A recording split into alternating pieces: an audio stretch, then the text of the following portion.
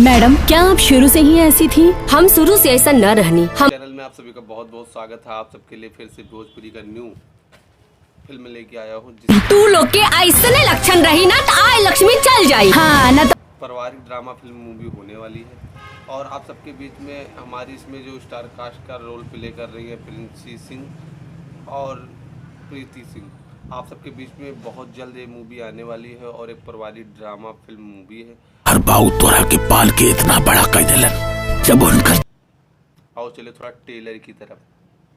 Bulldozer वाली bulldozer वाली। अगर टेलर अच्छा होता है तो मूवी कहीं ना कहीं अच्छी होती है। भोजपुरी पारिवारिक ड्रामा मूवी है, इसको देखना बिल्कुल भी ना भूलें। अपने साथ परिवार में सभी के साथ बैठ कर देख सकते हैं।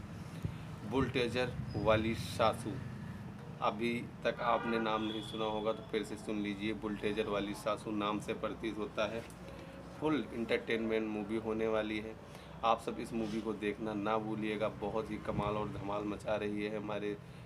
आप सबके लिए भोजपुरी की न्यू फिल्में लाता रहूँगा। आप लोग इस मूवी ऐसे ही आप सबके बीच में न्यू अपडेट लाता रहूँगा। हमारे चैनल को सब्सक्राइब करना ना भूलना। देखने के लिए क्रिश न्यूज़ चैनल को सब्सक्राइब करना भी ना भूलें। आप सबके बीच में फिर से न्यू मूवी लेके ज़रूर आएंगे। जय भोजपुरी।